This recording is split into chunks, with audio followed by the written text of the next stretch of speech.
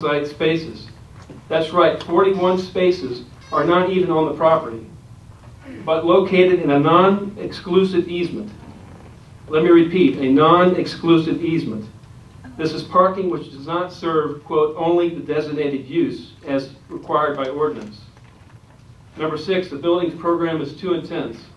24 assembly spaces have been crammed into a structure that was designed and conditioned for offices. Per building code, classrooms and sanctuaries allow 6 times more occupants than offices. Where is the additional parking for the assembly uses? Number 7, many of the other permitted uses under office and institutional, including assembly hall, school, or traditional church, would be considered underparked for this property.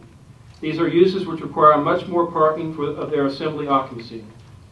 Number 8, the parking ratio is ridiculously low. Only 2.46 spaces per 1,000 square feet is grossly insufficient for a proposal that adds another floor and converts 45% of the building to more intensive assembly uses.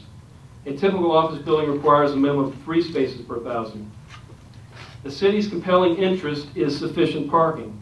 It's obvious by any professional standard the applicant is unable to provide the required parking for assembly spaces and cannot satisfy the parking intent or land use requirements of the zoning ordinance. Thank you. Thank you, sir. Next speaker card I have is from Jane Kelly. I'm Jane Kelly, 4590 Windsor Park Place, and I represent the High Point Civic Association with about 500 active members. We strongly oppose the expansion of the building and allowing insufficient parking.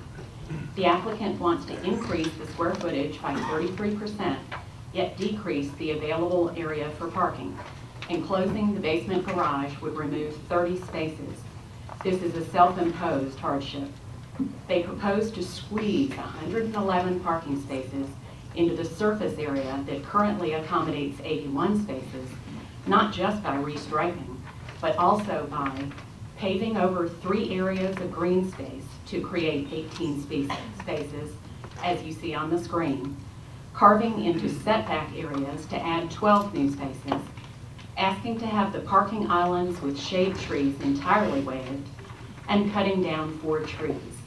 This requires 4 variances. Why have ordinances if we're not going to enforce them?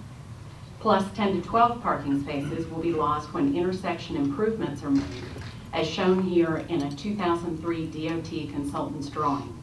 Our city transportation plan includes improvement to this intersection in its 5-year plan.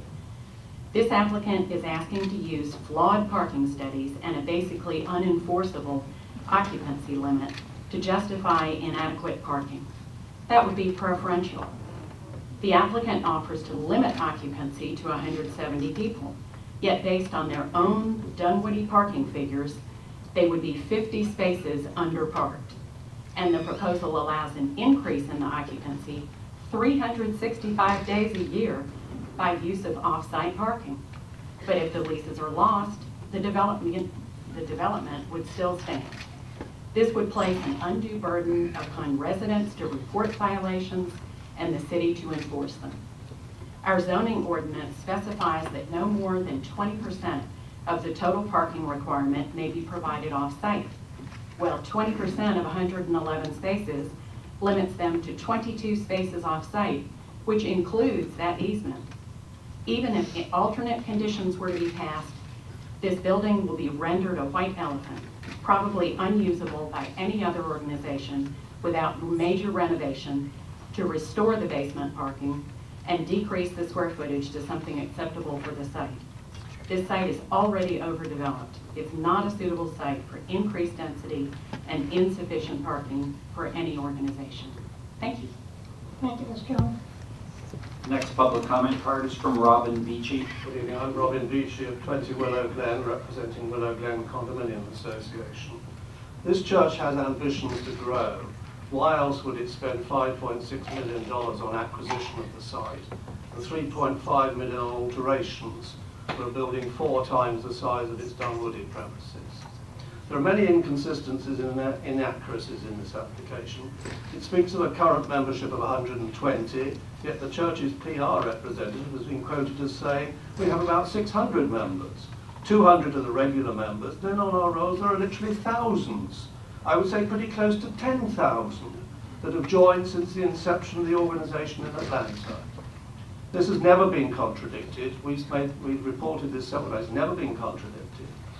There's not a church of Scientology on every street corner. This is not just another parish church.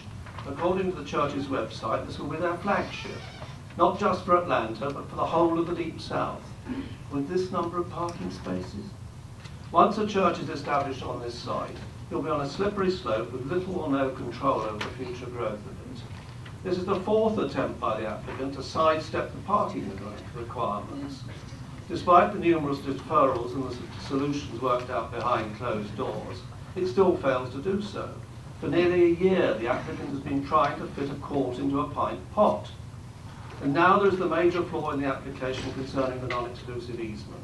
Not only do they not have just over 60% of the spaces they claim in the application, but this loss of spaces also makes a complete nonsense of all the parking ratios in the staff report and all of the occupancy caps proposed by the applicant or by the staff, because if the spaces aren't there, those ratios are meaningless. We fail to see how any application could be approved tonight, whether for 3 floors or for 4 floors, when the parking claim to support it is not there and has never been there. I'm sure this is not a point that will be lost on the lawyers among you. The objector's attorney will explain why Section 28 of the ordinance can't be used as a magic wand to remedy these fundamental defects in the application. The applicant has applied for and insists that it needs 4 floors. What earthly reason is there to grant conditional approval for 3, something that neither the applicant nor the neighbourhoods want? If, despite our argument, despite all our arguments, you're determined to approve this application in some form, we ask you to include the community conditions sought by the local neighbourhoods, and they're on the slide. The citizens of Sandy Springs see this as a test of the resolve of the City Council to uphold the principle of better protection of neighbourhoods, upon which this city came into existence. We also see it as a test of the Council's willingness to treat both applicant and local neighbourhoods even-handedly, to follow the procedural requirements of your own ordinances, and to adhere to best practice in matters of open government. Thank you, Madam. Thank you, sir. Next public comment card is from Patty Burns. Patty Burns, 5400 Roswell Road, president of Round Hill Condominiums. The staff's opinion of the zoning impact analysis is incorrect because it suggests this proposed use is suitable in view of the use and development of adjacent and nearby property.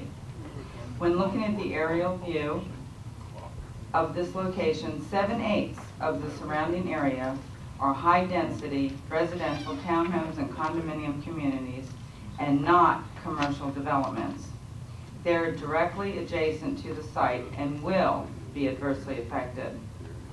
In addition, and again contrary to the staff's recommendation, it will become excessive and burdensome to the existing infrastructure of the adjacent streets and intersections. The applicant has owned this building since 2005. We have seen nothing but deterioration and neglect of the building and property. The next 2 slides show that this lack of basic upkeep still continues. This is disrespectful to our neighborhoods and, if approved, will devalue our properties. We, the taxpayers, the homeowners, and residents of Sandy Springs strongly oppose this rezoning. There are 16 homeowners and civic associations submitting letters of objection. We have now 700 petitions from surrounding neighborhoods that will be severely affected. Most describe this intersection as being a public safety hazard with dangerous and erratic traffic. We hope the mayor and city council will step back and look at the overall picture of this tremendous growth that this organization has planned. Please deny this rezoning request, and thank you very much.